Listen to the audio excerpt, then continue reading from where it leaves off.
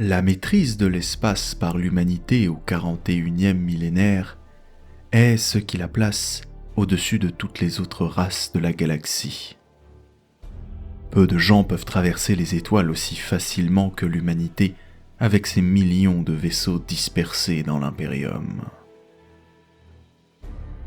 La puissance projetée de la marine impériale suffit à elle seule à tenir les menaces à l'écart, à des années-lumière des citoyens industrieux.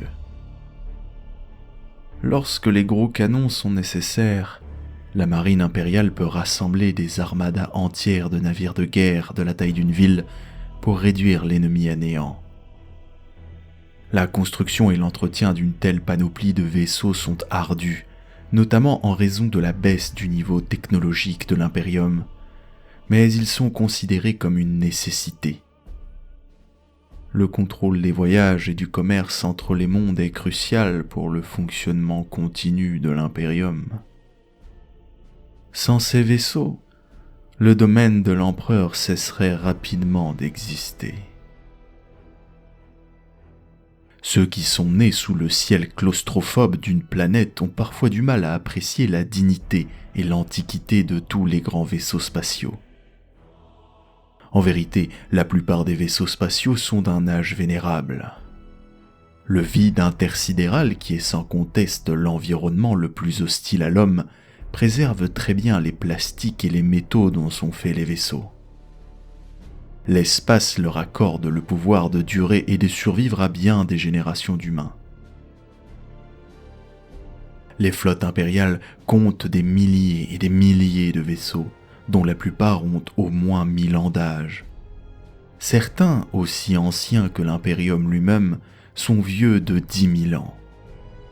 Quelques-uns, très rares, s'enorgueillissent même d'avoir été lancés à l'époque pré-impériale. Il n'est donc pas surprenant qu'ils soient d'apparence si différentes, même lorsqu'ils sont du même type ou de la même catégorie. La construction d'un seul de ces mastodontes de l'espace prend des décennies. Chacun représente un colossal investissement, aussi bien en temps qu'en ressources. Toutefois, une fois terminé, équipé, armé et lancé, il servira l'Impérium durant des siècles et même des millénaires. Après cela, il pourra être reconstruit, remis en état, réaffecté à de nouvelles missions et continuer ainsi éternellement ou presque. Hormis les accidents les plus critiques ou les aléas de la bataille, un tel vaisseau est aussi immortel que l'une de ces grandes cités dont la population et la structure se perpétuent et se renouvellent dans un cycle constant de détérioration et de réhabilitation. Sa coque peut être endommagée par les guerres, les pluies d'astéroïdes et les ravages du warp. Ses pièces mécaniques s'usent inévitablement. Ses composants électriques lâchent. Les compartiments qui abritent ces réacteurs se fissurent ou fondent sous l'effet de l'immense pression et de l'intense chaleur engendrée par le plasma et les réacteurs warp. Pour combattre ces dégradations constantes, tous les vaisseaux interstellaires possèdent des équipes de maintenance comptant des centaines de milliers d'artisans dévoués qui s'affairent continuellement à la remise en état et au renouvellement de leurs équipements. À l'intérieur d'un grand vaisseau impérial, on trouve des usines et des ateliers, de grandes forges, des hauts fourneaux à plasma et même de petites raffineries et des fonderies afin de produire les matières premières nécessaires aux travaux d'entretien. Ainsi, les vaisseaux spatiaux de l'Impérium sont bien plus que de simples véhicules de transport. Les plus petits d'entre eux dépassent le kilomètre de longueur et ressemblent de manière saisissante à une ruche en miniature, y compris par la nombreuse population qu'ils accueillent. On y trouve les travailleurs enrôlés et les serviteurs des ponts inférieurs occupés aux tâches les plus pénibles, les équipes d'artilleurs en charge des batteries du vaisseau et les fusiliers qui assurent le maintien de l'ordre au sein de l'équipage.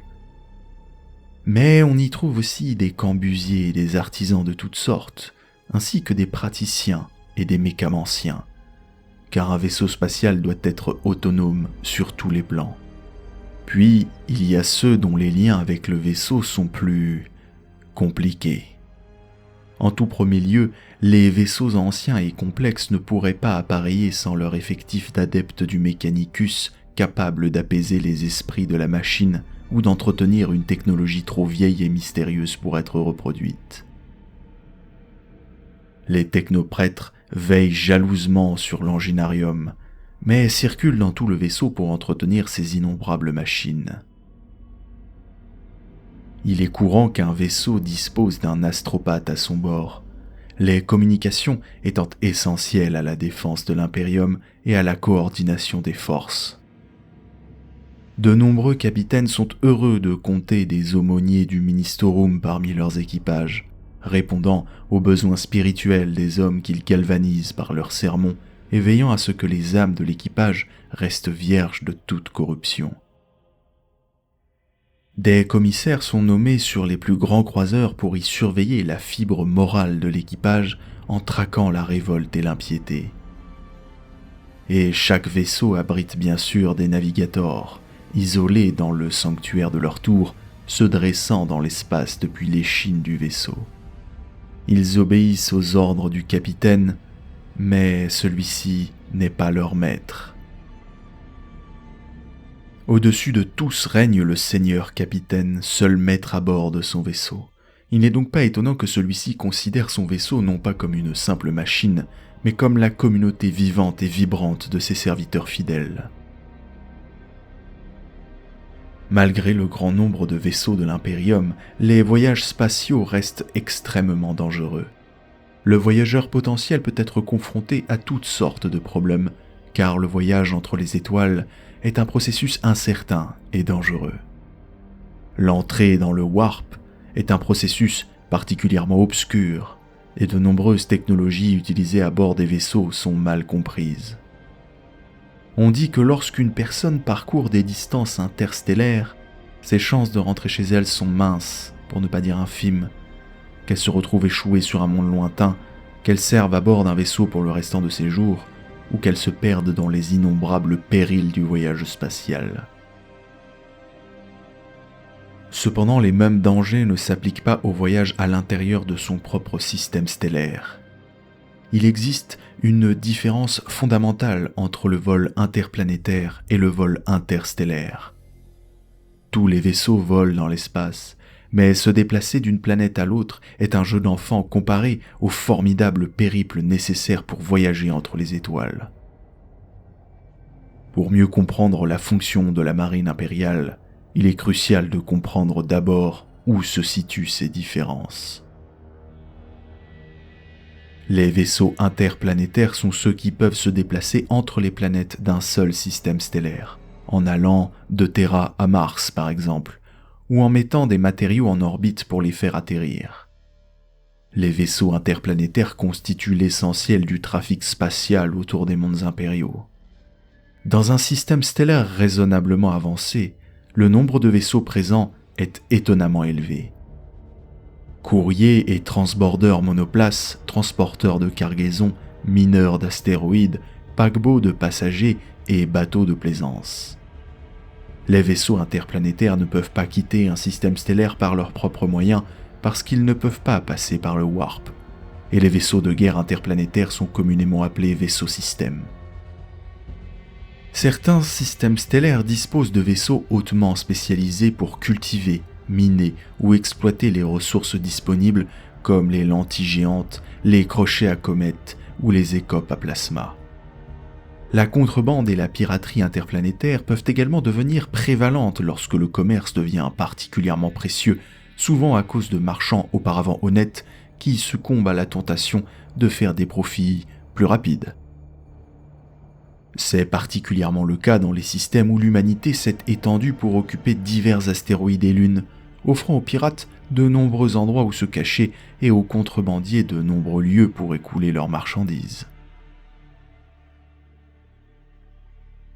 Ceux qui servent à bord d'un vaisseau spatial se considèrent à part du reste de l'Imperium. Même les plus misérables des enrôlés de force aura la chance de visiter des mondes différents, un privilège dont la plupart des citoyens impériaux ignorent jusqu'à l'existence, et fera ce périple à bord d'un puissant vaisseau.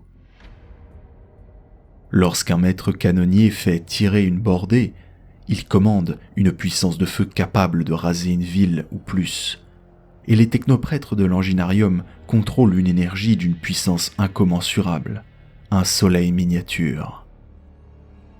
Il n'est donc pas étonnant que les hommes d'équipage débarqués sur un monde lointain aient tendance à traiter ceux qu'ils rencontrent avec condescendance, voire du mépris. Après tout, ces gens-là ne quitteront jamais leur planète natale, tandis que les hommes d'équipage ont eu un aperçu de l'univers infini et de ses merveilles.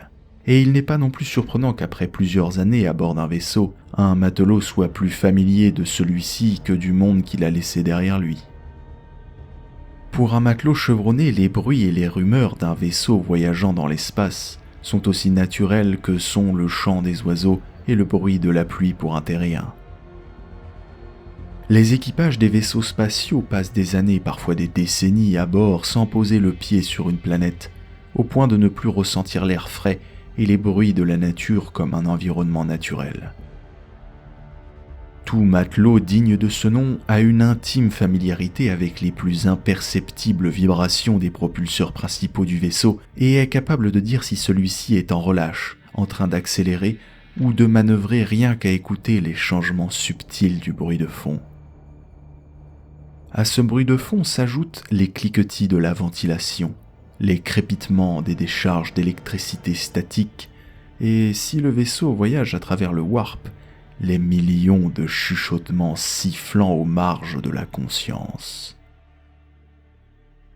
Un matelot apprend vite quels sont les bruits normaux, ainsi qu'à réagir sans attendre quand un son n'est pas ordinaire. Le bruit de fond est émaillé d'appels vox, d'ordres transmis à tout le bâtiment et d'alarmes sonores. À bord d'un vaisseau où les systèmes vitaux doivent être surveillés en permanence, même des concepts aussi simples que ceux de jour et de nuit doivent être régulés artificiellement. Mais quel que soit le bâtiment ou son maître, tous les vaisseaux possèdent une alarme si stridente et si dérangeante que nul ne peut l'ignorer. Cette alarme est réservée pour les 3 pires situations que peut connaître un vaisseau. Un combat imminent, une dépressurisation ou une intrusion warp.